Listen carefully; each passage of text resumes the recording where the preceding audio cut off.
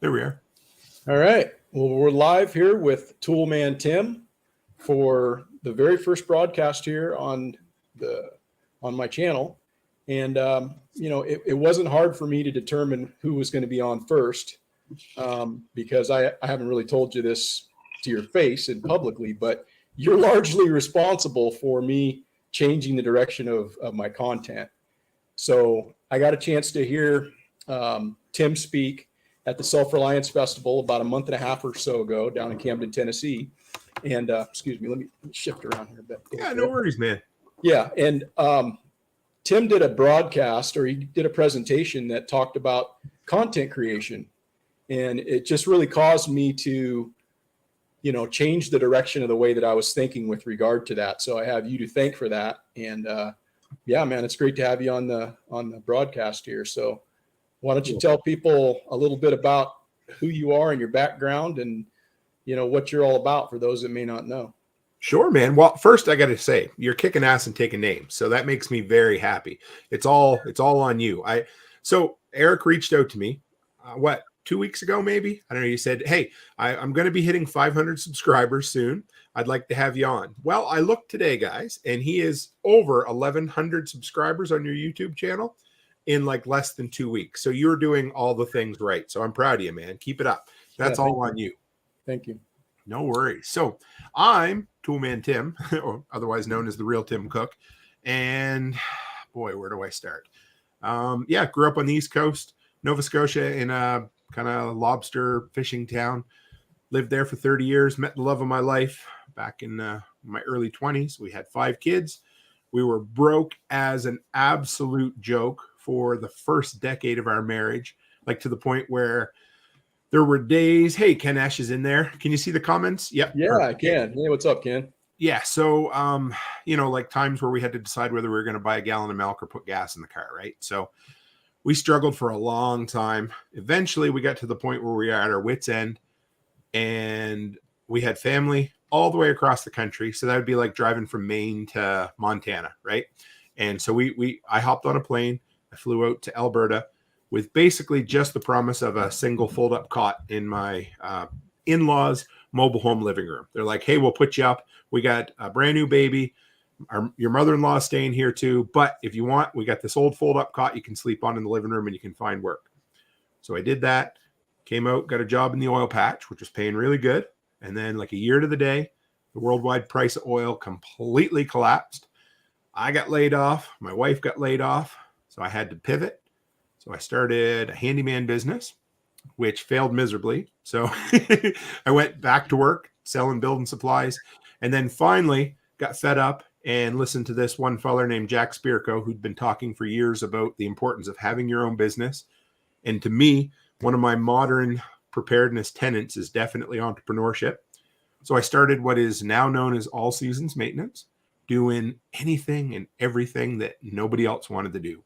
Scooping dog poop, climbing under mobile homes, just the jobs that, the big guys didn't want to touch, right? Made a big, did really well with it. Turned that into what is now really what I call a mow and snow business and property management.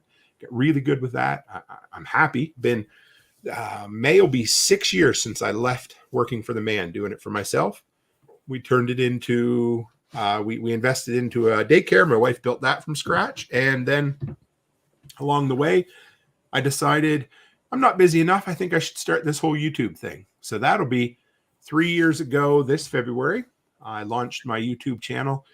Started, it's funny. Wherever you start, you don't always, where you think you're going to end up, you don't end up, right? So I started with a 10-part series on how to start a handyman business. But my real passion, of course, is tools, as you can imagine, and preparedness. I've been a prepper since, I don't know, Y2K, I like to say, around that time, right? And I like to see people succeed. I like to see people start businesses. I like to give people a verbal kick to the rear end, but in a loving way. So it just kind of kept growing and growing. And here we are. I just hit 200 episodes on my podcast. I have a goal, and I've made it very public. By December 31st of next year, my income from my content will be enough to support the family. So that is, So there, that brings us up to modern day. Yeah, that's pretty awesome, Tim. You know, I like your story because it's not like, you just fell into it. You've had to work to get where you're at. And I think that, a lot of people look at people who maybe are successful and they think, oh, that's cool. I should have that too, or it's easy to get and easy to attain. But the fact of the matter that you were somebody who was willing to scoop up dog shit Yeah. to put food on the table, I think is just, a tremendous attribute to the type, and speaks volumes to who you are as a person and, how driven you are, because not a lot of people are willing to do stuff like that. So I think that's super cool, man. They always they talk about the grind, and having to do things over and over and over again, just repeating to find success, right? And the Right. thing they don't talk about when they talk about the grind, I always picture, the old fashioned grindstones that the fellers would sharpen their knives at, Mhm. Well, every time you turn one of those on and you run a blade across it, what happens? It takes a little bit of the material off, it heats up. Yeah.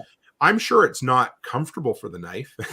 And I can promise you the grind in business or content, there's days that it wears on you. It tears at your skin, it wrecks your psyche. But when you're willing to embrace the grind and do the little things each and every day, like you're doing, that's when and the thing is, no matter what, I always call them the must be nice people, or the people who look at you and say, wow, Tim, your channel just really blew up overnight. And you're like, yeah, 3 year over, 3 year, Right. 5 year overnight success. Right. So yeah, it's all about committing to that path and continuing to that path. You know what I mean? Oh, absolutely. Absolutely. I think you got to have focus in life, and you just have to kind of realize that, you know, my dad is the person that I think I first heard this from. Obviously, this isn't a quote that he came up with, but I'm sure you've heard that Rome wasn't built in a day.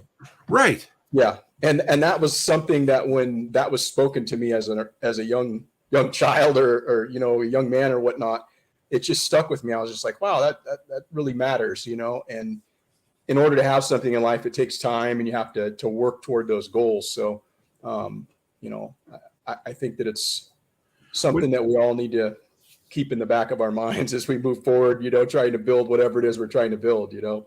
when my kids were little, I used to take one of them at a time back to my uncle's hunting camp, and it was about an hour and a half's hike into the woods.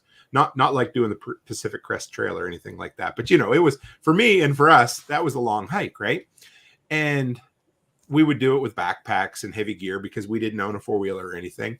And my kids would always say, Dad, how do you do it for so long? I mean, it really wasn't that long, but I'd always say, guys, just one foot in front of the other. I never worry about it. Just worry about that next step, and worry about the step that comes after that, and then worry about that. And then all of a sudden you're there, Yeah. Yeah, for sure. You're an entrepreneur. And it's personally for myself, it's something that I've always admired, but I chose kind of a different path in life. And it's something kind of as of recent that I've actually like told myself I'm not going to allow those barriers that I've put in my own head to stop me from doing that. And I'm sure there's probably a lot of people that may listen to this over the course of time. Maybe we've got like nobody listening right now too much, but Hey, we if got somebody at least three were to guys listen there. to this in the future, yeah, there's Ken and I see Chuck and the Dixon Way. So I appreciate those guys stopping in and listening to us ramble back and forth. But what would you tell to somebody that's looking to maybe be an entrepreneur, but they have those doubts in their own mind? What would you tell them, maybe to incentivize them and encourage them to move in that direction, if you had any advice?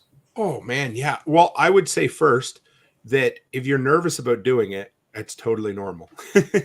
Even, oh man, for years, I start with this analogy. I remember when I first got engaged to Becky, and we were just, before that we were boyfriend and girlfriend, right? And all of a sudden she became my fiance, but it didn't feel like we were engaged. All it felt like was we were still dating. So what I had to do was I had to tell people, like, hey, this is Becky, she's my fiance. And the more I said it, the realer it became. And eventually, by saying it, it something downloaded and clicked in my brain, right?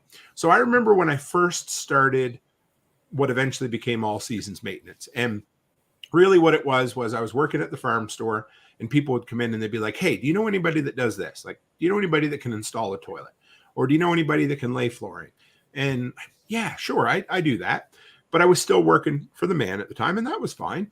So eventually I started saying, you know what? I need to do this. I'm going to call myself an entrepreneur. And it didn't feel real. It felt kind of fake because I wasn't. I didn't feel like I was a business owner. I didn't feel like I was doing my own thing, right? But after a while, it started clicking. And I won't lie, there's days, even today, even now, that it's still hard. It's never easy. But there's a few things you can do that'll hopefully smooth it over a little bit. The first thing I tell people is, don't start too big. For me, I speak from the handyman end of things and the service end of things. So I have kind of this view that a service-based business isn't nearly as big an investment as, say, a product-based business. So if you want to go out and start cleaning toilets for somebody, what do you got to buy? A toilet brush and some toilet bowl cleaner, right? That's it. You probably got that shit at home already, right? Yeah. But if you want to, I don't know, say open up a yarn store, right? Well, what do you need? You need thousands of dollars worth of yarn. You need a retail, so products are great, but I like to tell people that if you can start somewhere, start with a service-based business or start using something you have on hand already. Even if you don't love it as much as, even if you're passionate, say your passion is, I want to open a yarn store. Okay, cool. That's great. But do you have $40,000 or $50,000 to open a yarn store? Well, maybe you don't. But maybe you could start a service where you knit, people give you their yarn and you knit them socks or hats or scarves, and you save that money, and you do that over time to raise the money to start that. That way it takes a huge burden off of you and a lot of that stress and fear. So now there's two ways to look at this too, because, if you ask John Willis, he'll say, burn the bridges, burn the boats, jump, go balls to the wall and get in, right? Now, my advice has always been, if you're working for somebody now and you have a comfortable income and you want to become your own boss, then start working evenings and weekends. So look, whatever the business you want to do, start doing it in, number one, figure out how much time a week you can commit to it. So, if you're married, talk to your wife and say, hey, honey, I would love to start a business. How much time can I put into it realistically right now? You know what? You'll probably find an evening, 2 evenings a week, or an evening and 1 weekend day a week, something like that.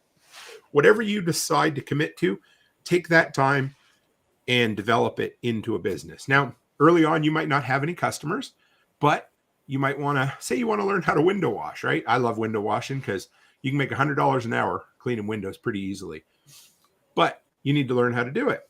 And for like $30 in gear, you can do that. So maybe you don't have any customers yet, but you're committing one day, let's say every Wednesday evening is your day a week to work on your business. Well, go watch some YouTube videos. That's free. Then once you've watched some YouTube videos, practice on your windows. You'll have the shiniest damn windows in the entire community because you're going to learn how to do it. Then, okay, maybe next Wednesday, you go around to every business downtown and say, hey, I'm a window washer. I'd like to wash your windows. $25 to do your window, whatever it happens to be, right? Mm-hmm. Now, you might ask 20 places and 3 of them might say yes. Okay, well, you've now got 3 customers, right? And then do that again, repeat it. Go and do your customers next Wednesday. And when you get done those 3 customers, go beat on 20 more doors, because all you have is time. When you first start with a business, your biggest asset is that free time that you can throw anywhere and choose to do anything with it. So figure out what kind of time you can invest in a business. And then whatever it is, every single Wednesday at 6:00, that is when you start building that business. And it could be skills, it could be information, it could be knowledge. If you need, and the other thing is, if you say, well, what I'd really like to do is clean gutters, but I don't have a 25 or 30 foot ladder, whatever it happens to be. Well, maybe you could, I don't know, trim hedges with, the old Brutus the Barber Beefcake hedge trimmers. You got just the hand ones. Yeah.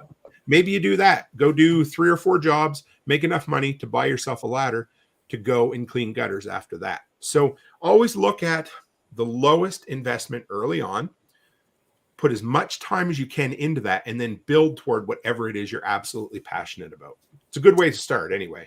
Yeah, that's some really damn good advice, Tim.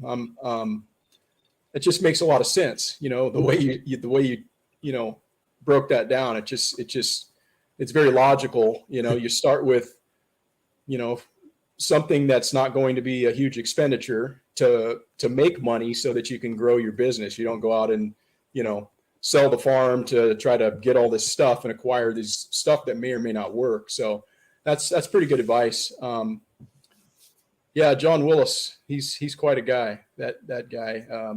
But man, he inspires the hell out of me. Like Yeah. that. Oh, so I was on live stream with him and Nicole a little while back, Yeah. and he said, "Hey Tim, send me some business cards, or not business cards, but cards promoting your Patch of the Month club." He said, "Start with 5,000, and I will send one out with every single order that I ship out." Like he didn't need to do that. Right. Well, anyway, so I went on, I got some printed, had 5,000 sent to him. You know what? He sent me 5,000 cards now. Now it's going to take me a hell of a lot longer to send out 5,000 of his cards, but how great it is awesome to have somebody like that cheering for you and giving you that kick to the ass and saying, "Hey, I want to help you, and I'm going to help you. And you know why I'm going to help you is because when I offer to help you, you take it and you run with it." Right. Right. Well, even if he's not coming at it from that angle for somebody, if somebody's willing to listen to what he's saying and they're willing to honestly assess where they're at in life, I guess he's not lying, and one of the things that he says that's so true is that we all have 24 hours in a day. That's the thing we all have in common. Yes. But people tend to make excuses as to why they can't do things. And essentially, it's pretty hard to argue with that. If you want to do something, you're going to find a way to make it happen. And the only reason that's going to not happen is because you're creating an impediment for yourself, either physically or in your own mind, where you're saying, "Oh, I don't have time," or "I can't do this," or "I can't do that." And that's what John, talks about. And like I say, it's super motivating, dude. I mean, that dude doesn't know how much he's motivated me just in the time that I was able to spend down there in Camden with him and get a chance to just be kind of around him. He's a pretty motivating dude. So my big thing is anybody who comes. Okay, I love to help. I live to see other people succeed, but I also don't like to waste my time, and not to be a dick at all. But anybody who messages me and says, "Hey Tim, how do let's use content creation, for instance," right? Yeah. And they say, "Hey Tim, what do I need to do to create content?" Oh, man, I'll tell you anything and everything. Number one, I made a bunch of videos on it, so hopefully that helps. I'll send you those. I watched that whole series a couple of times, bro. See? Yeah. Yeah. But I learned all that from massive mistakes. Everybody, like I said to you, I started live streaming about 18 months ago. And my first dozen episodes, there was nobody there. I was just talking to myself, and that's okay. Right. Yeah. So when somebody messaged me and says, "Hey, Tim, I want to get into content creation." Well, cool. Let me help you. I'll give you the first 2 or 3 steps. And then if that person comes back in a month and says, "Hey, look what I've done." Friggin' right. Yeah, I'll give you the next step. But what happens about as often, or maybe more so, they'll come back and say, "How do I start in content creation again?" Or more than that, yeah. My wife's grumpy, my kids, my job, whatever it is. Dude, I'm not going to hold your hand. So I might be polite the second time, but the third time, I'm probably not going to respond to your email at that point. And I'm not trying to be a dick, but my time's valuable, your time's valuable. And obviously, if after the second or third kick at this can, you're not interested in doing it, there's a reason, and that's okay. Just be honest with yourself. Say, "I'm not ready to commit the time to business, content, whatever it is." But that just means it's not a priority. I had an old pastor when I grew up going, to an evangelical church when I was a kid. He always said that people always find the time for the things that are important to them. Or you can say it this way: things that are important to them, people find time for, right? So if you're not making time for something, then it's just not that important. Yeah, that's 100% correct. And all those things are very, very obvious when you understand and you realize what's being said. When you understand it and you internalize it, you realize how obvious is that. If it's important, you're going to find that time. You're going to commit to shifting things around in your life and pursuing it. So yeah, that's one thing that, like, John kind of helped to just solidify in my own mind, because we all make excuses for why we're not doing certain things, no matter what that is. But it all boils down to that. You just haven't made it a priority. And understanding that we all have the same hours in a day to get things done. What do you do with your hours? Do you spend your time on Instagram? Do you spend your time, flipping through your phone and not doing something productive? I mean, if that's what you want to do, then that's your choice to do so. But, don't make excuses as to why something's not getting done or you don't have time, So, yeah. Maybe we could kind of shift gears a little bit, just on something, just off topic from what we were just talking about. But what do you have, plans wise for the upcoming year? Do you have anything big lined up as far as what your goals are, or plans, things you want to do, or anything like that? Yeah. So I'm a big goals dude. So here's my thing. Number one, I used to set New Year's resolutions. And the problem, and if anybody's followed me, they're like, oh yeah, here we go. Him and his damn resolution. Anyway, but I got to share it because it's important to me. So I worked with a guy at the hardware store for about 7 years. And every year, January 1st, he'd set a resolution to quit smoking. Sometimes he'd last till January 12th. Sometimes he'd last till February 15th. But one thing I could guarantee you is by December 31st that next year, he was smoking again every year. And the problem with a resolution is it's an all or nothing. It's binary, right? So as soon as you break that resolution, you feel, well, I've frigged up. Can I swear? I don't know. Can I? Yeah. Do you swear or not? Anyway. So yeah. Okay. So I fucked up, right? Yeah. I always swear on mine. So I try to respect. So yeah. Anyway, so I'm good. I guess I can wait till January 1st next year, right? So the thing about goals is, if my goal is to not smoke this year, and I go 2 months without smoking, and then all of a sudden I smoke on, say, March 1st, well, I didn't fail, because I've been smoke free for 2 months. All I did was accidentally smoke for a day. So I hop back on that. And if that's the only day I smoked that year, well, guess what? I've been smoke free for 99.99% of the year. I've succeeded, right? Yeah. So I set a goal this year to get to 10,000 subscribers on my YouTube channel. Guess what? I'm only going to hit about 6,000 this year. But if I'd have set a goal for just 5,000, well, I might have made it to 5, or I might have only made it to 3 or 4, right? So I'm a big fan of setting goals because number one, it's a full year that you look at, right? So it's not a, well, shit, I failed. I screwed up this time, so I'm done. So I'm just giving up on it, right? So number one, I like to set yearly goals. So starting around the 1st of December, I start putting out a list of, okay, these are the things I want to do. So, the one I struggle with a lot is my weight. So that'll be on the list this year again to get even healthier. So, but, things like, I just shared that one goal with you. By December 31st, 2023, I'm going to have enough income coming from my content creation that we could live off it as a family. That's my goal, is that could be my full-time income, so that I can actually give up more of my business. Either let my son or my son-in-law run some more of it, or sell some of it off, So that's a goal. I have plans of having my own event here in Western Canada. That'll be, we're thinking probably around the end of June, I'm pretty sure, here in my town.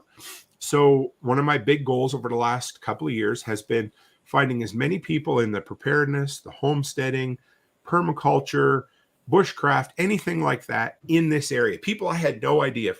And I will just reach out to them cold, and I'll get them on the show, and then we'll talk.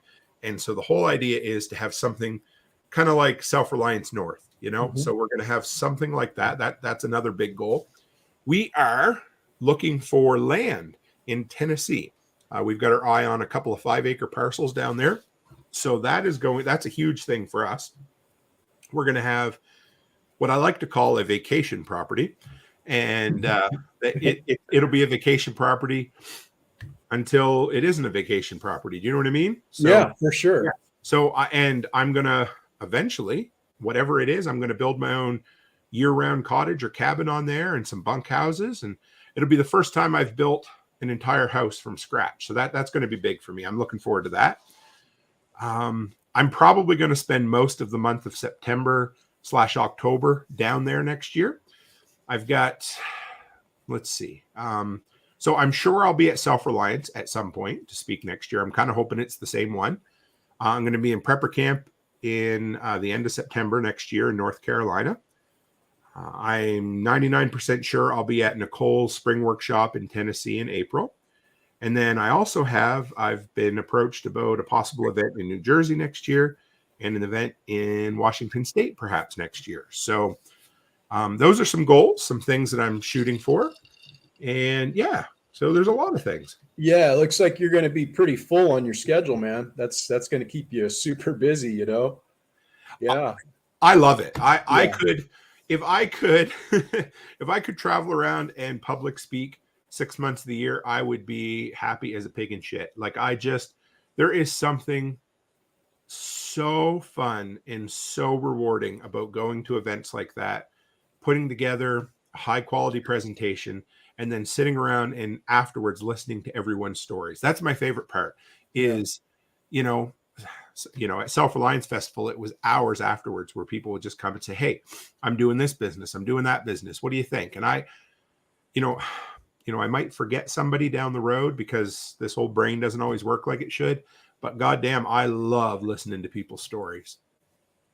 Yeah, that was a really amazing trip for me.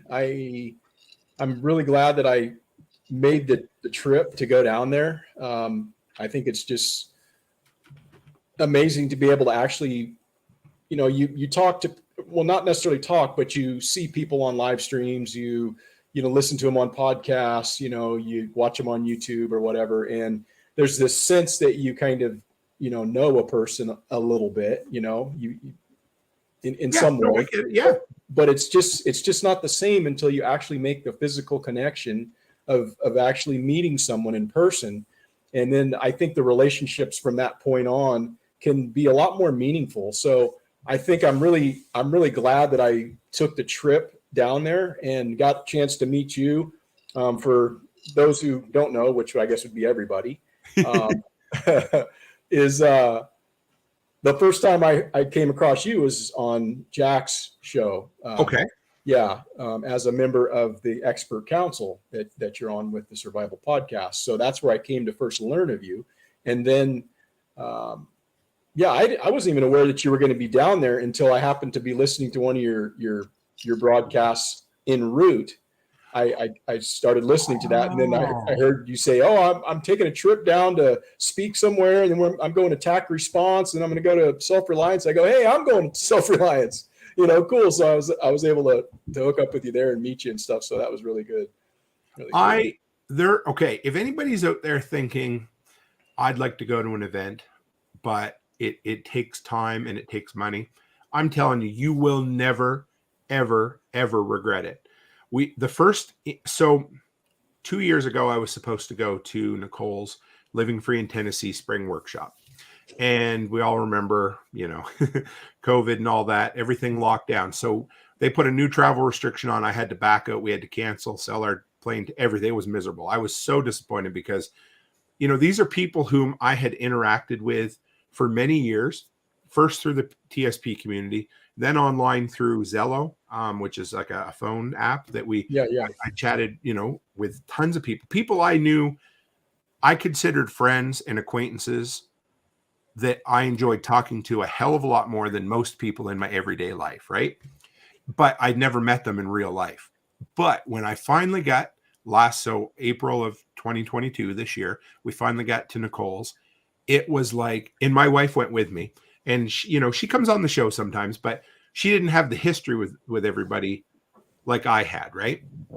And when we were leaving, we were walking down the hill after on the last event, at the end, and I had tears in my eyes because it was a big deal. And Becky's like, "We finally met our people. We know our people now, don't we, hon?" Hmm. And she was blown away. So if you do it, just figure out a way to get together with people.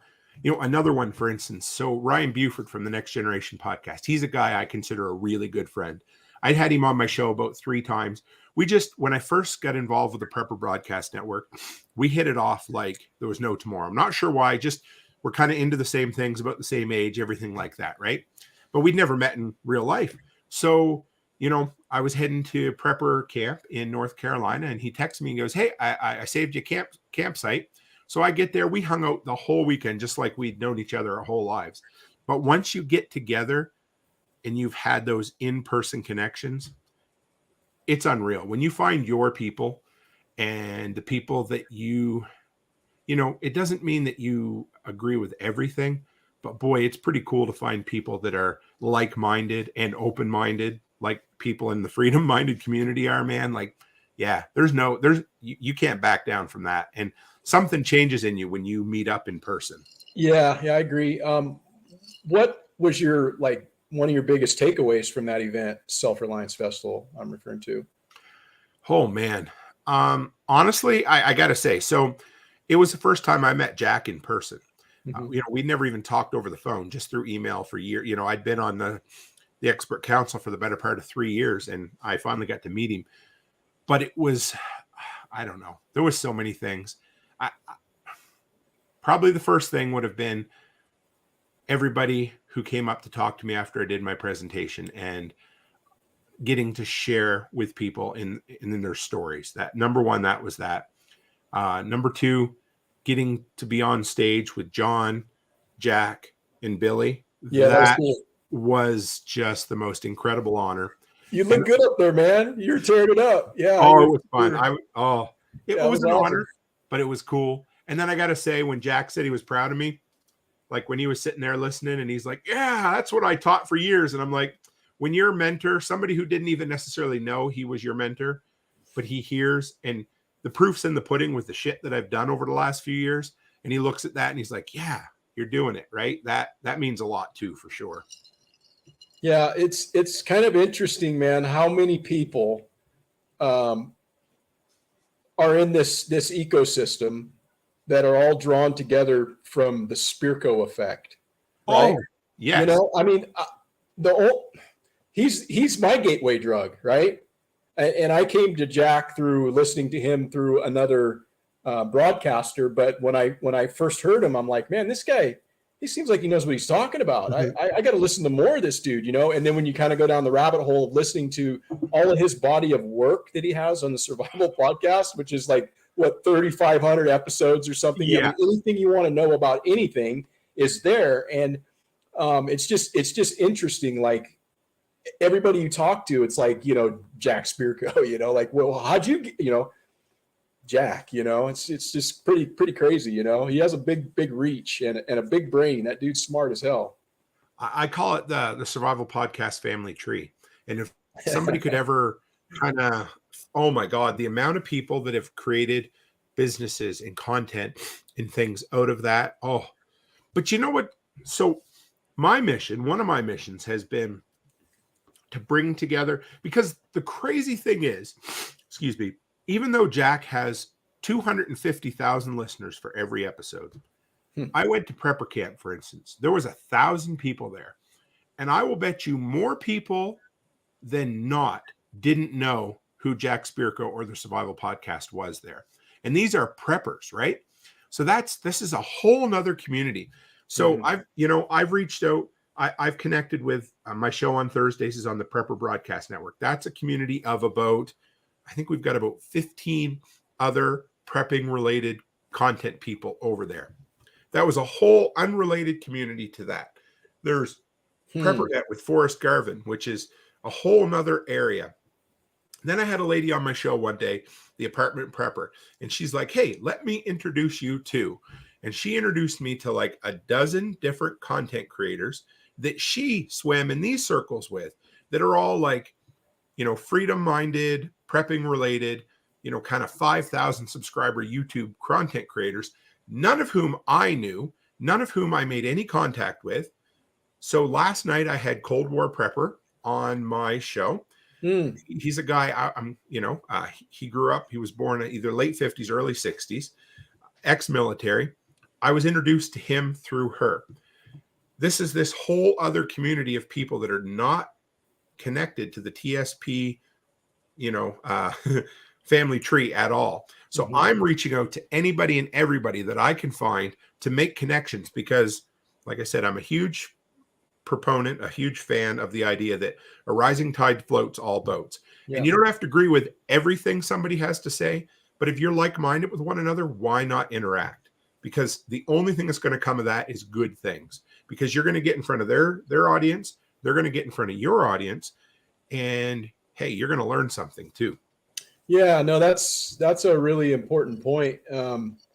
It's just kind of interesting how, we all kind of gravitate towards certain tribes, and what you're describing there is, the Spirko ecosystem, I think, is a little bit more among the liberty-minded, get shit done community. And then what you're describing over here is more of the prepper, type of, let's get our preps together and that sort of thing. So Jack's pretty good, at least as far as from my perspective, that he doesn't play the prepper porn fear, sort of thing. So he attracts a whole nother demographic than, maybe a different type of content creator might, because there's a whole nother genre over there that, it has its place, but it's I can see why there's a separation of and people would know Jack because he doesn't play in that arena,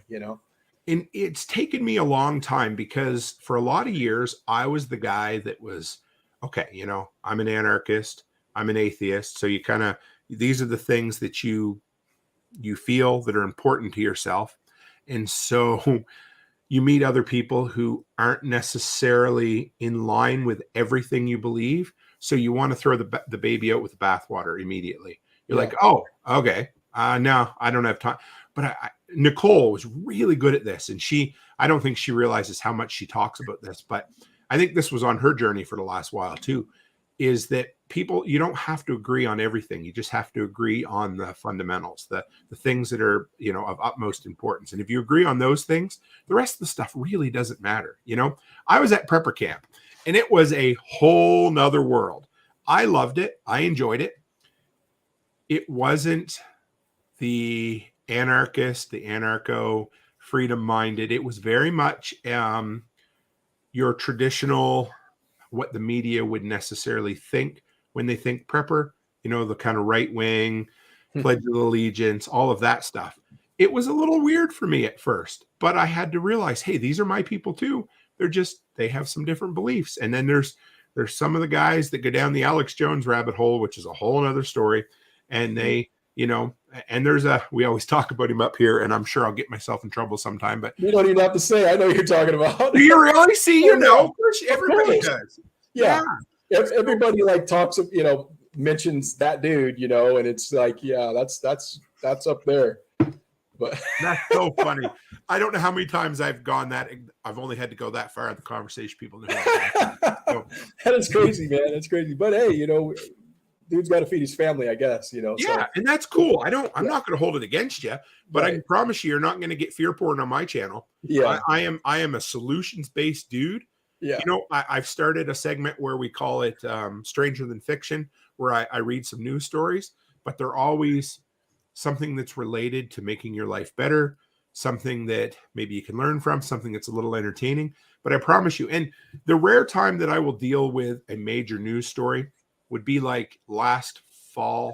No, not fall. When was it? Last spring, when everybody was scared to death there was going to be rolling blackouts. Remember, the whole world thought they showed that chart on the news, and it was like the whole middle America was red, that there was going to be rolling blackouts all summer.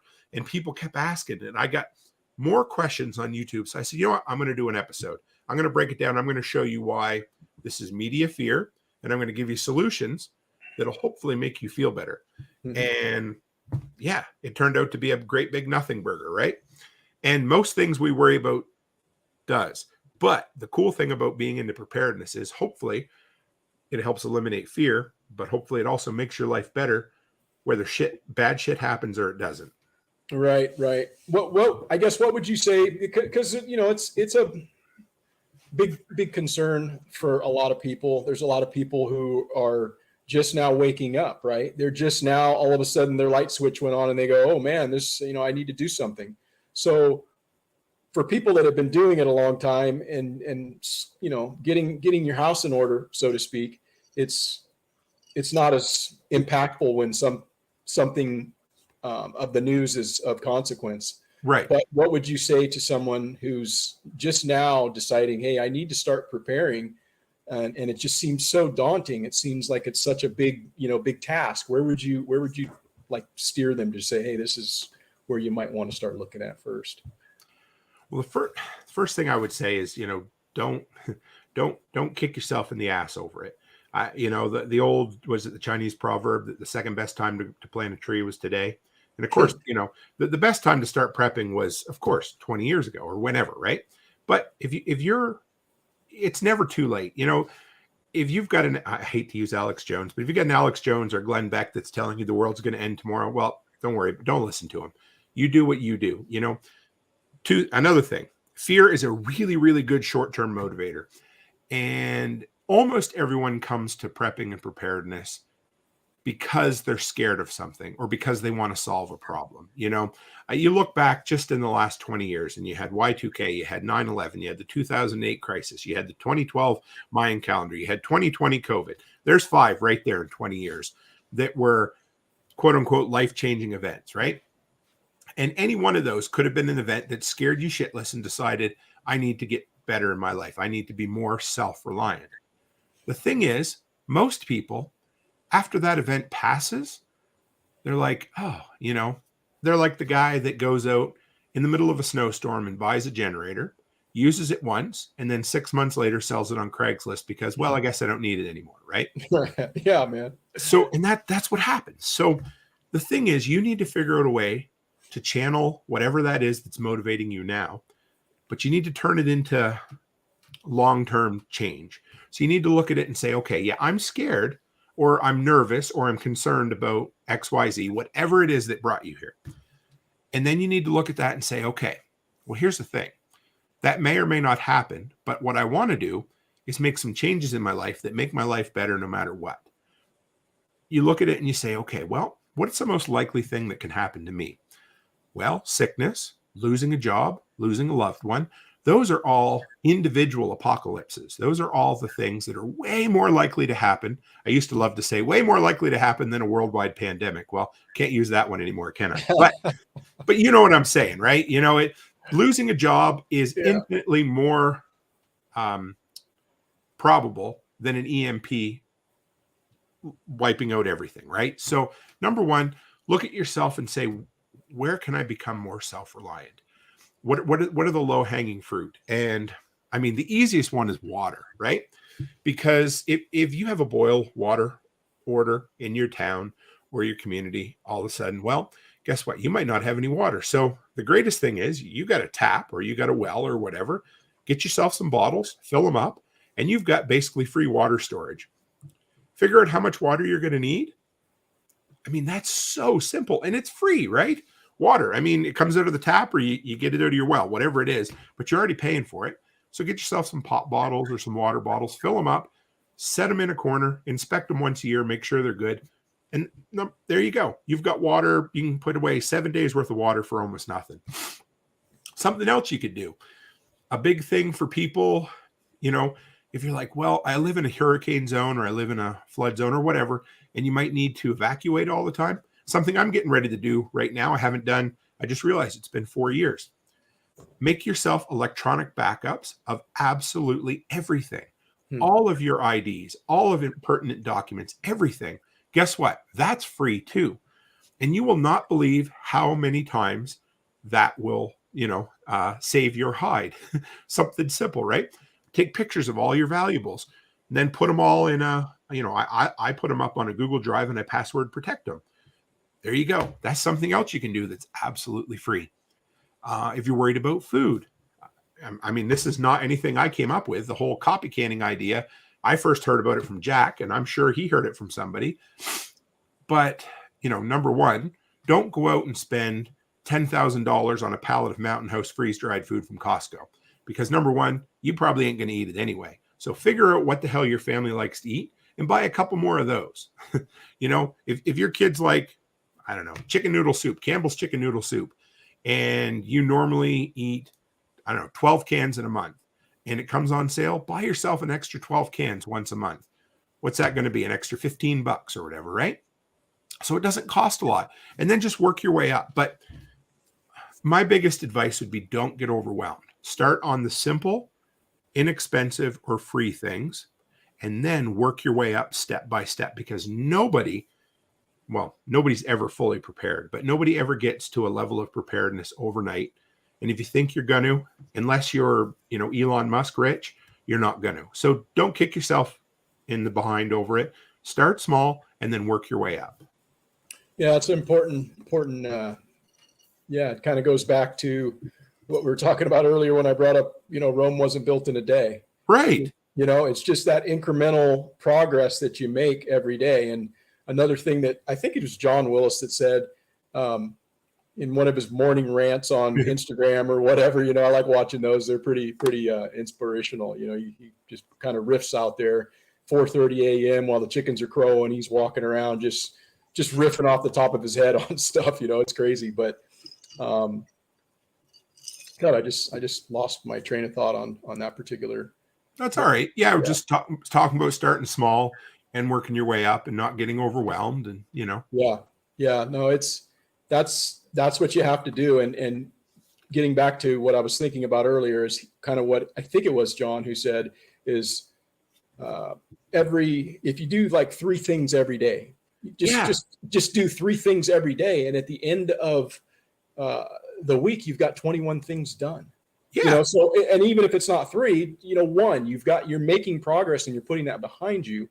And then you're making forward steps, toward an end goal. And that's really, I think, what the message should be for anybody who's concerned about, trying to prepare themselves. Because I think we all, regardless of whether or not you consider yourself a prepper, everybody prepares for something, right? So it's just where you place that emphasis on your preparation and to what extent you're going to, prepare for whatever event. Life insurance is a prep. AAA auto coverage is a prep. That kind of stuff, right? So health insurance is a prep. Any of those things. So some people are more into preparedness than others, but those are all things that, the whole idea about preparedness is spending, time, money, and attention to things ahead of time so that they don't completely stress you out and bankrupt you during the emergency. And because that's the thing, I had Ed from Iridium Solutions on a little while ago, and he said, I thought it was pretty cool. He said, under stress, you don't ever rise to the occasion. You fall to your highest level of training. Mm-hmm. So that's the cool thing about prepping is, if you, how about look at it this way? If you set up yourself a slush fund or an emergency fund, and you set yourself a goal of $1,000 and you get yourself to $1,000 and all of a sudden something breaks in your car and guess what? It costs $955. Well, you now have that thought. Now you might feel bad about spending it because you worked really hard to save it. But guess what? By doing that, you don't have to, go to a payday loan place or put it on your credit card. Whatever it is, in that emergency, if you weren't prepared, it's going to cost you more stress and it's going to cost you more money if you weren't prepared. But by doing it ahead of time, you're going to save yourself that stress and you're going to save yourself some extra money. Yeah.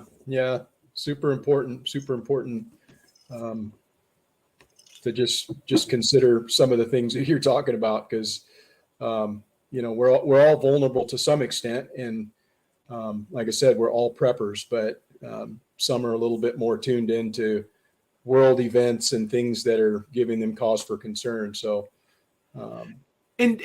another big one for me is don't focus on all the shit that's happening in the world. Focus on your area of concern and influence, right? So I look at it again. I love to say how entrepreneurship should be everybody, or a form of entrepreneurship should be in everybody's life, because you look back on all the bullshit that we went through over the last 3 years. Because I was an entrepreneur, because I ran my own business, I was able to make a lot of individual choices for myself based on my personal beliefs, not based on what my employer or the government or whatever else decided, right? So anytime you can work on instilling a little bit more freedom in your life, it's going to help you when times get tough. Do you know what I mean? Mm-hmm. Yeah. Yeah, I really do. And it's that's a personal thing for me, because I've always been somebody, as I said earlier, that's been envious of those that are of that lifestyle, but I chose a different path for myself. I worked for the man for 30 years. That's okay. I chose a different path in life, but it was always something that I looked at like, oh, that would be cool. I had a lot of ideas that I just let go, and I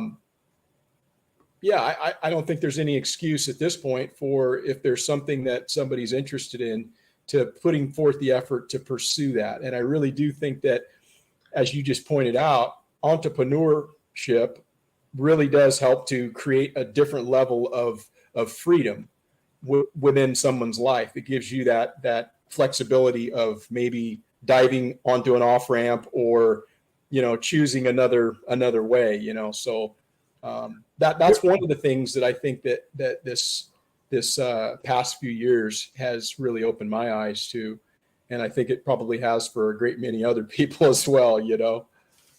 And I think we're heading into I don't know. I mean, with automation and things like that, I think we're probably heading into a big change. I think the mindset or the concept of employment, I think, is going to change a bit. And you're probably going to, I think we're heading into maybe a content economy a little bit. There's going to be a lot of people who, to pay the bills, turn to making some sort of content. And that, I think it's cool, because there's, it doesn't take, you don't need 1 million subscribers to make a good income from any type of content creation, whether it's podcasts, whether it's YouTube, or whether it's a woman who runs her own OnlyFans. I don't care who you are, what you do. If you really only need, like Jack says, 1,000 true fans, right? Because if you find 1,000 people who get enough value from what you put out there and are willing to put $8 a month, $100 a year worth of value into what you do, you can make $100,000. That's not a lot. You don't need 1 million subscribers on YouTube to do that, right? So yeah, I hate to say it's not hard, because it's hard on the day-to-day. It's simple, but it's difficult, if that makes sense. Oh, it makes 100% sense. It's like the person that comes and tries to sell you, Amway. I don't know. Do you guys have Amway up in Canada? Oh yeah. Right. They come to you and they're like, oh, you do this and this and this, and the next thing you know, you're on top of the pyramid, and then the money's just flowing to Ponzi scheme or whatever. Oh yeah. And it sounds great, right? You're thinking, I never bought into it, but I'm listening to the guy and I'm going, yeah, that's cool, but I don't have the desire to do that. But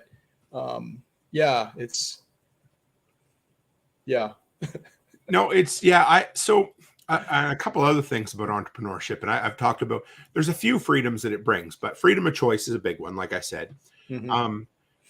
What I like about it too, and this is going to sound a little pat or a little, but you get to choose how much money you want to make, right? So if you want to make more money, you work more hours, or you put your price up, simple as that. But as a, if you're working for someone else and you want to make more money, you got about 2 options.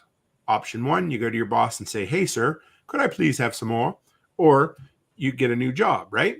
But as your own boss, if you want to make more money, you put your price up, or you work more hours. Mm-hmm. So you get to choose how much you want to make. And the thing is, when you don't have a middleman, okay, my brother-in-law, I was at him for many years to quit his job and run his own mechanic shop because he was stressed out beyond belief, and he was making really, really good money working for another company, but he hated it. So just over a year ago, he finally took the plunge and he decided to start his own mechanic shop. And he said, he's busier than all get out. But I did the math for him and I told him, if you basically only have to work about a third the hours you're working for someone else to make the same amount of money. But guess what? He's working more hours now than he did before, and he's making 3 times the money. Because when, yes, you pay the expenses, but you're in control of every dollar that comes in. And the other thing is schedule. If I were still working for someone else, there's no way in hell I could take 4 weeks off, travel down, through Tennessee and North Carolina, go to Self-Reliance Festival, go to TAC Response, go to prep. There's no way I could do that. But because I've built a business and I've built that life around it, hell yeah, I can do it. And our goal is to have 6 months a year where we can do whatever the hell we want to do. Yeah, that's super empowering. And, it's one of the things that I've really been focused on for a long time, but I think it's been accelerated, when I've kind of seen what's gone on in the last couple of years, is just building more, self-reliance and resiliency in my own life so that I'm not reliant on the systems that we've all been conditioned to kind of just grow up having that convenience around us, Sure. And that's a big one. That's a big one. Hey, let me switch gears on you. Sure. See if we can maybe gear switching. Yeah. Let's see if we can do a little change of pace. I wanted to kind of know a little bit from you, because I'm sure you have an answer for this, being a tool guy. What's the one tool that you bought this last year that you didn't know you needed, but once you got it, you didn't know that you could live without it? Well, okay, I'm gonna cheat a little bit because I think I bought this one about 18 months ago. Okay, that's fine. But so and a lot of guys will answer with this exact tool, but it is an oscillating tool. So, okay, I have an addiction to yellow and black. I really like DeWalt tools. I just have this problem, right?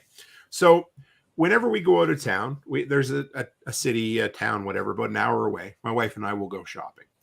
And of course, I have to go to Bath and Body Works, whether I have to go to Home Sense. I have to go to all the women's stores.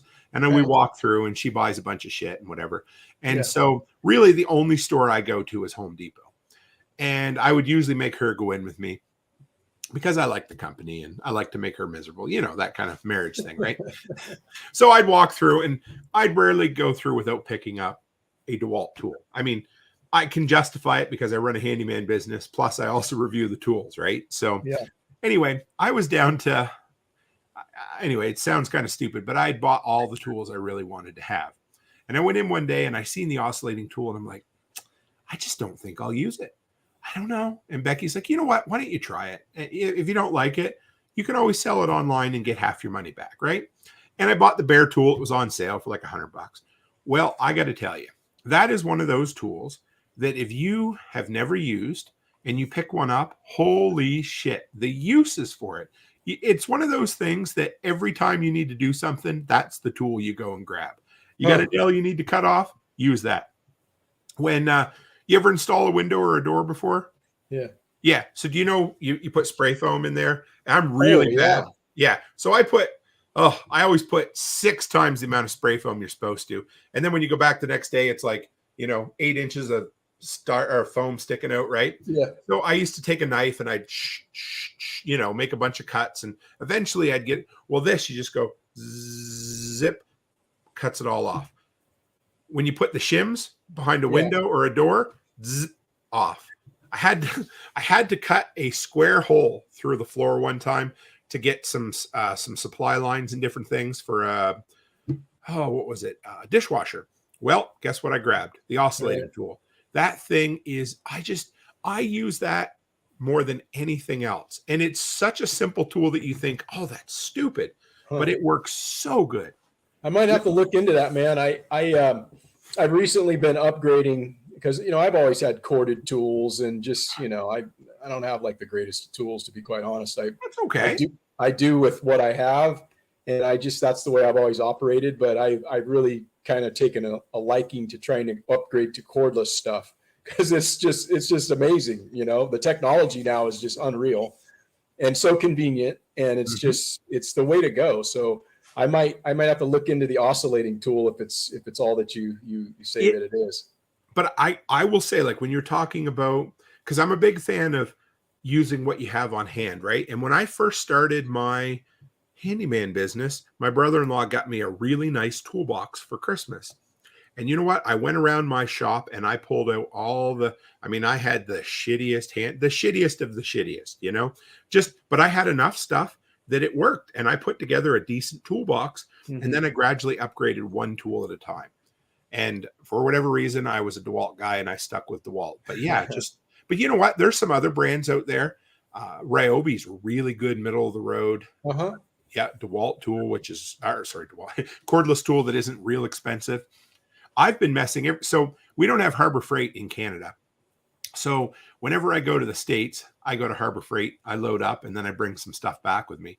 So I've been picking up some of the Bauer stuff.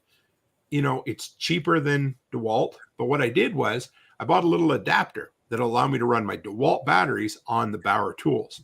So, I went and bought a jigsaw. I went and bought a little tiny hedge trimmer, a cordless shop vac, a bunch of things that I didn't want to spend all that money on DeWalt stuff, but I went and got the cheaper Bauer, but I run them off my DeWalt batteries, and it's been a godsend for me. Yeah, I saw that review that you did, man. I was pretty impressed with that. I thought, wow, that's cool. Does they have a similar type of a thing for Milwaukee? Because I got Milwaukee stuff. Yeah, they've got all of them. They can go Milwaukee to DeWalt, DeWalt to Milwaukee, Rigid, Makita. Yeah, look, they're all out there. Yeah, that technology is just getting to be like super amazing. So it's kind of hard not to. I mean, they're making chainsaws that work good and pole saws and just everything's like the bomb, So why go for gas, really? I love my DeWalt pole saw. That is probably one of my favorite tools. That was either the very first or the very second tool review I ever did. I've had it for 3 years. That's a game changer, man. That battery powered pole saw. Oh, that thing's awesome. Yeah, I need that to keep my ass off of those ladders, man. I got a lot of trees around here I got to work on, and I'm doing stuff up on a ladder, and in fact, there was a guy who fell off of a ladder, a guy that I used to work with, who wound up dying actually, and I was working on a ladder that same day, and I actually fell off the ladder in the same day, and then I got the email later, dude had fallen off the ladder, and he was like in the hospital, really, punctured lung, cracked skull and all that. And then he winds up dying like a week later because he was in a coma. And then I was just thinking, man, I'm like an idiot up here sawing on stuff. And so I need to get some better tools, I guess, All I can say is ladders and chainsaws are two of the most dangerous things that us stupid guys do. And when you combine the two of them, the day I decided to get a pole saw, I was over working behind a customer's house, and I went up, I took a job on trimming some limbs off of a spruce tree. And it was about 10 feet up in the air. So 10 feet, that's far enough to fall if you fell, right? And I went up, and of course I was reaching, and you have a ladder so you've got a flat ladder against a round tree. And I reach, and the ladder goes like this, and I have to jump. And the only thing that saved me was I was down in a divot, about a 4 foot, they had like a 4 foot retaining wall. So I only had to jump about 6 feet instead of 10 feet. I threw the chainsaw off. It gave me a real good fright. And after that, I decided no more chainsaw and ladder combination. No, I don't know, man. I probably should just actually invest in some money to have my gutters redone and have them put those screens in them or whatever. Cause I get up there every year to clean out my gutters, and I'm on the roof, and it's just like, I'm thinking, man, one of these times, cause I've been on calls before where guys have fallen off ladders, and it's not pretty, man. When I first started, I don't know when it was, probably I've been very fortunate and very lucky, but quite a few years ago, I was installing satellite dishes, and it was early in the morning, and I went up before the sun came up on somebody's roof. But I went up the middle. I was too dumb to know that if you went up the side, you'd be safer. I went up the middle. I got up there, and as the sun come out, when things warm up, they pull the frost out of the shingles. So I got up there and I'm working on installing the satellite dish. I'm ready to come down. I turn around and the whole roof is a sheet of frost and ice. Ugh. And I'm like, what do I do? There's no way. If I tried to go down, I would have slid right off. So I shimmied over to the side and I was able to jump off there and jump down onto like a little covered roof. It was before the cell phone days, so it was a bad one. And then one time, this would have been about 5 years ago, one of the very first gutter jobs I did, I had to go up. I put it on a second story deck, and then I went to climb up the ladder and get on the roof. Well, I left the ladder away from the railing about a foot, and I got up about halfway up the ladder, and all of a sudden it kicked because there was frost on the deck. The only thing I want to tell you that my entire life flashed before my eyes. That slid back and it stopped against the railing, which was fine, but it would not have been good.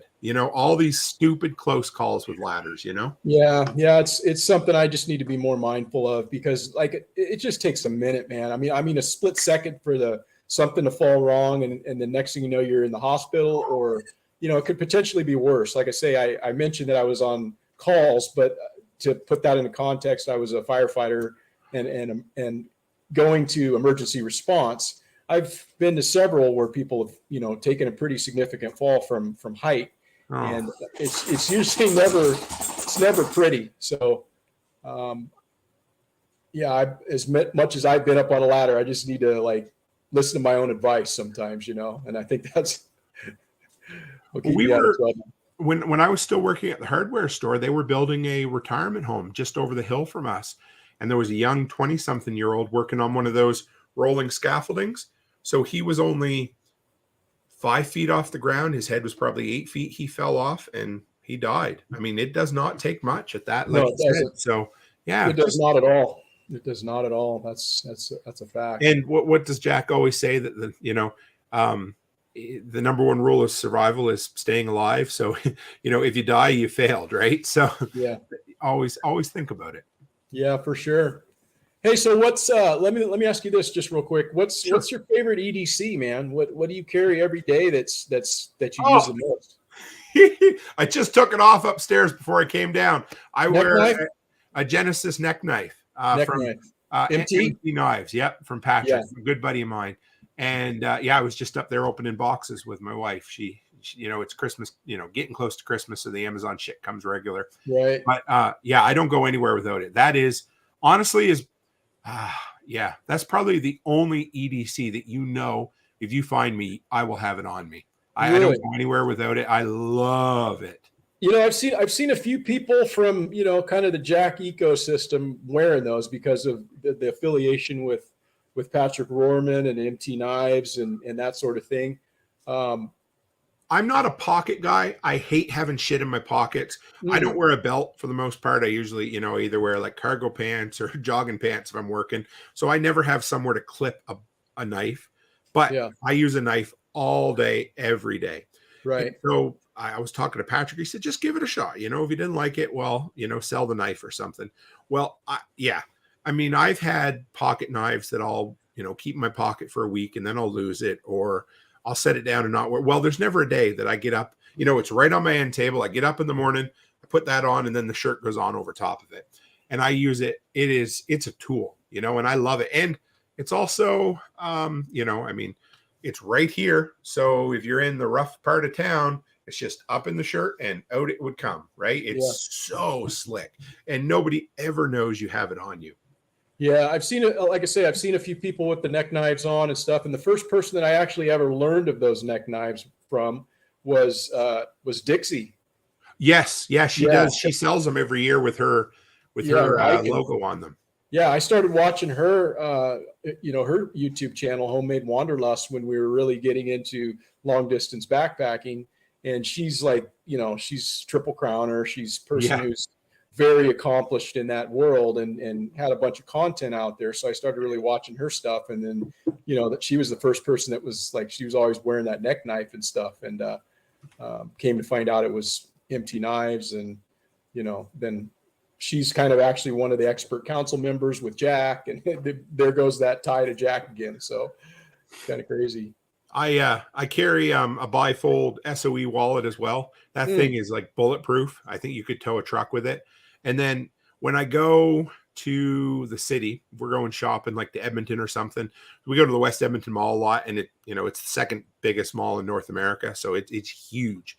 Huh. And I hate to have shit in my pockets, and I hate to have things um, that people can grab on you. So I bought an over the shoulder carry bag, as my wife calls it, my man purse, but it's awesome. That thing is incredible. The stuff you could put in there, a little first aid kit, a battery pack.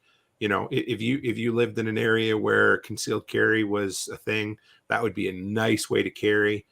You can put a knife in there. I put my wallet. The great thing, I put my wallet in there, and you can be around 100,000 people. You got no concerns about losing it, because it's a rigid bag. Plus, it has a really cool Velcro spot where I can put my patches on too. So Yeah. Why don't you talk a little bit about that, man? I'd like to know a little bit more about Patch of the Month Club and what that's all about, and maybe that's something I need to join, man. let me grab one. I'll show you. Hang on one Yeah. second.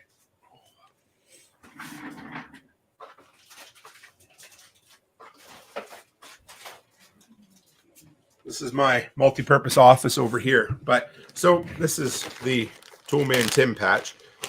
That was just one. This wasn't part of the patch of the month, but they're like these. A lot of them are 2x3. So what I discovered almost a year ago now. Do you know Brian Alexovich from the Lots Project? Yeah.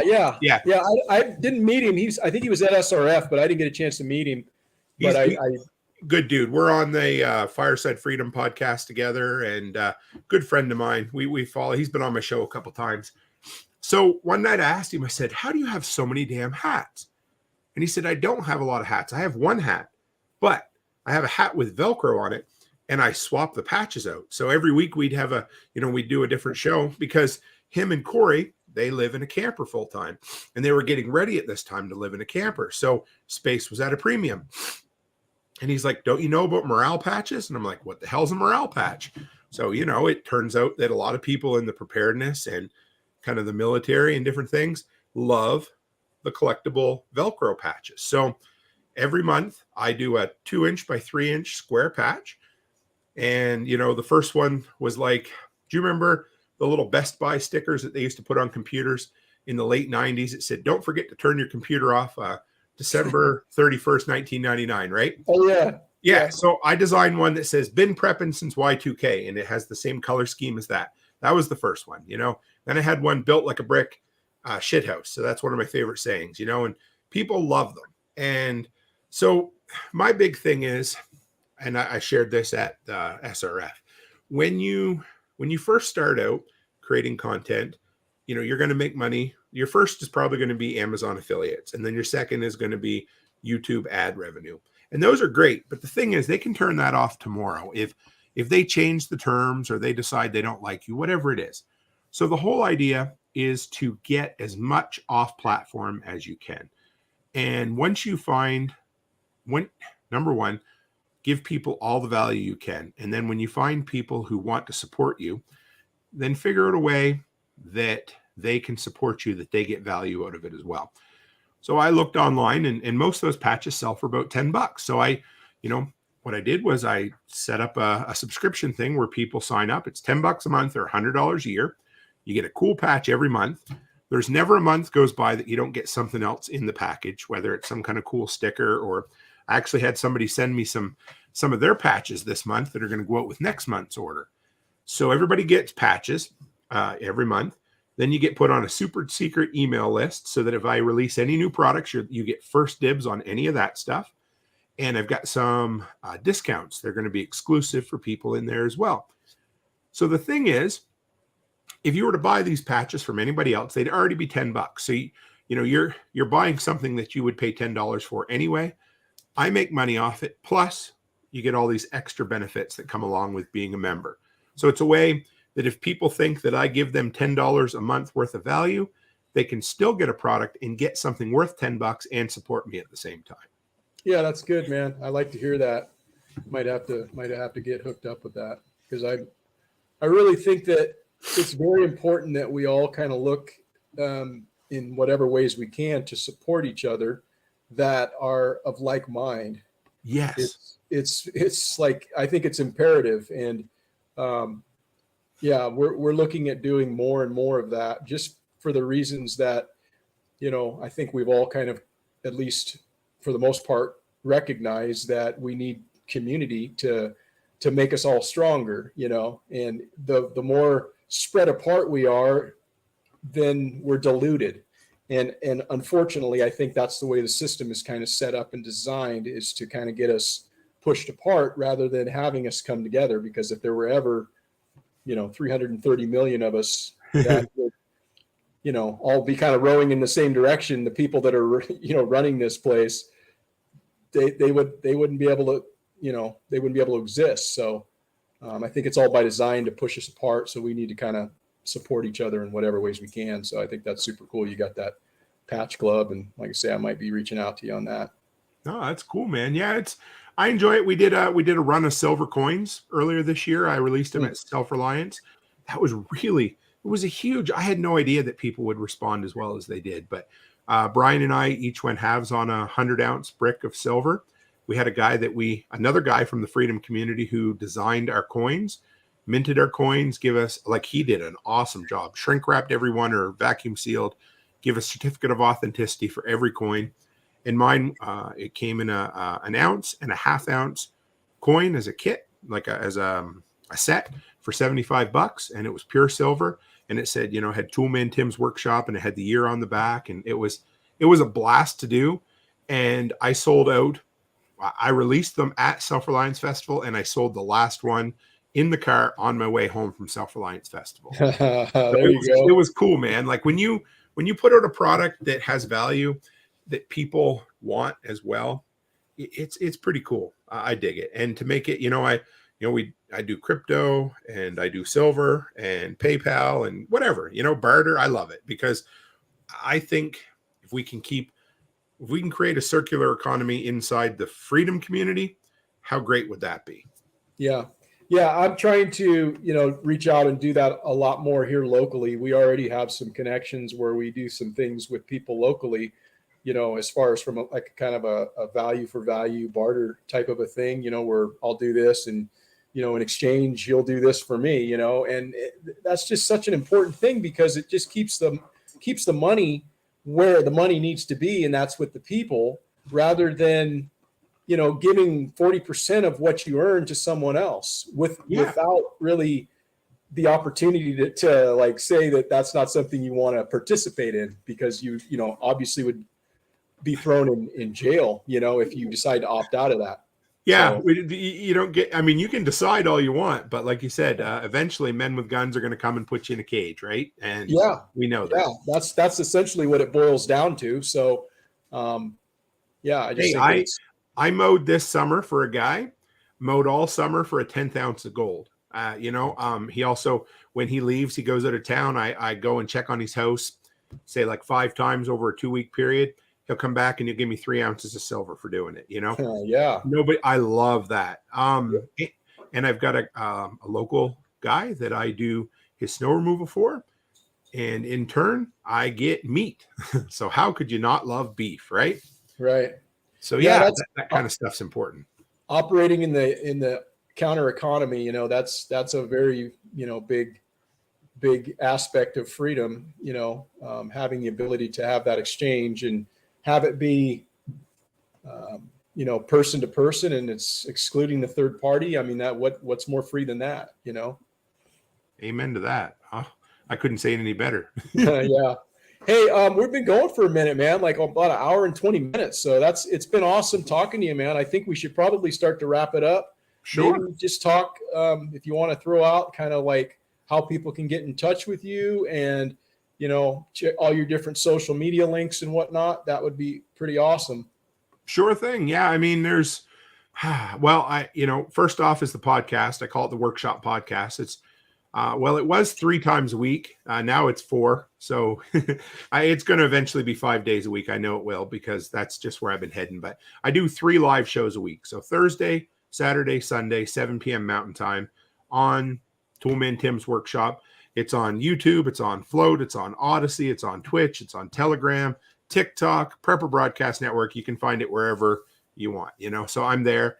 I'm very approachable, so you can ask me anything and I will answer it for you. But yeah, so Toolman Tim's Workshop, you can find it in all your podcatchers and of course on YouTube. That's the easiest way. You can always email me at therealtimcook@gmail.com. Unlike the fake Tim Cook who runs Apple computers, But yeah, those are the two ways for sure. Yeah, and then, like I said, you can go by toolmantim.co to check out my website. And if you're so inclined and you like the idea of the Patch of the Month Club, because I love domain names, you can go to patchofthemonth.co, patchofthemonth.co, and sign up there for it. Yeah. Wow, man, it's been pretty awesome having you on here. Like I said, you were the first person that I thought that if I had a live stream, it had to be you because of your influence and kind of heading me in this direction. So I really thank you and appreciate, that. I hadn't expected it, to be quite honest, man. It was just a very unexpected realization after watching you and so many others there, that there was a lot of things that just kind of came to me driving home, and it wasn't anything that was instantaneous. It just sunk in. Before I got home, I was just juiced up, yeah, that was super cool. Well, thank you. I got to say, it was an honor being on here, being your first guest. So thank you. And I got to say, I can't wait. I love your content, but you are doing great things and you're going to blow up, my friend. You're going to do great. And I can't wait to see all the cool things that you and the missus do on the channel, because it's awesome. Yeah, I appreciate that a lot. Hopefully that Self-Reliance Festival meeting at the Self-Reliance Festival isn't the last time that we'll see each other face to face. No. Yeah, I would like to be able to make it to some more events and maybe, meet some more people and face to face and that sort of thing. Because like I say, I really do think that those types of meetings and encounters are ones that are going to be actually something you can be tangible and make a lasting relationship with. So, and I don't know if I may have forgot. I didn't tell this story, but I want to mention it right quick. Was when I mentioned about everybody grabbing me after my presentation, and I was talking for 3 hours with people, and there's Porterhouse walking by, and I'm like, man, can you get me a bottle of water? I can't get away. You don't know what that meant to me. All I needed was water, and there was just nobody. I was like, I don't want to be a dick, and I'll be like, go get me water, but I was like, oh, that was a huge deal. So thank you. I told my wife that. So, dude, I could tell you were dying. I could tell you were all parched, dry throat, and you're sweating in the sun. And yeah, I could tell. I'm I got to help this dude out, man. I got to help a brother out. I appreciate it. Thank you, man. Yeah, that's great. So, man, I'll probably, I'll be reaching out to you, and if I can help in any way, feel free. Yeah, I'm here. Stay in touch. Yeah, absolutely. And I'd like to know more about, at some point when you get it solidified, what the plans are for your event up in Canada. That'd be pretty cool to swing up there and check it out. So long as they're not going to be wanting me to be jabbed up to get up there, I might just want to get up there, because it's been a while since I've been to Canada. As it stands, coming to Canada, you can come no matter what. I think it's going back right now. That's still a bit of an issue, but I'm hoping that'll change soon. So, yeah, well, if it's going to be an issue, it'll be an issue for somebody but me, because I ain't doing that. I get it. No, but I would be awesome, man. I'll let you know. We're going to officially launch it January 1st this year, so I'll let you know. Oh, that's super cool, man. Are you collaborating with some other people to put this on, or is this kind of on your shoulders as far as? So it's been I told Nicole, I don't know, maybe a year and a half ago, I said, I'm going to run an event here and I'm going to go to all the events I can to learn. So it's going to be, me and my wife and my family and, my brother, Chris Dixon, my buddy there from the workshop community. He's from about 4 hours away. He's going to help me a lot too. He knows he's going to help me. I don't know if he knows he's going to help me as much as he is, but he's going to help me. So. But yeah, we're going to put her together. Are you tapping into Nicole's expertise? Because the logistics of something like this is going to be huge, man. Dealing with all the people and just the parking and just everything, the shitters. And I've picked her brain. Actually, on my way home from Self-Reliance, I called her and we had a good long chat about that exact thing. I've been picking her brain a lot. And you know what? The very first one could be an abject failure, and I'm okay with that because when you put yourself out there, it's okay to suck. and Yeah. everybody needs to know that. And I don't expect it to be a failure, but I also don't expect it to be a resounding success the first year. But I'm going to do it, and I'm going to learn from all the things we screw up, and we're going to make it better the next year and the next year and the next year. Yeah, man, that last little bit that you just said there was a nugget. That was gold right there. So I'm glad you said it. Even if it was right at the last minute, I'm glad it came out because that was a good one. No, So, well, thank you, brother. I appreciate it. This was a lot of fun. yeah, I appreciate it too. And I'm going to go ahead and sign us off, but we'll be in touch, and don't be a stranger. No problem. I'll hang here for a sec if you want. Go ahead and. Okay. Let's see.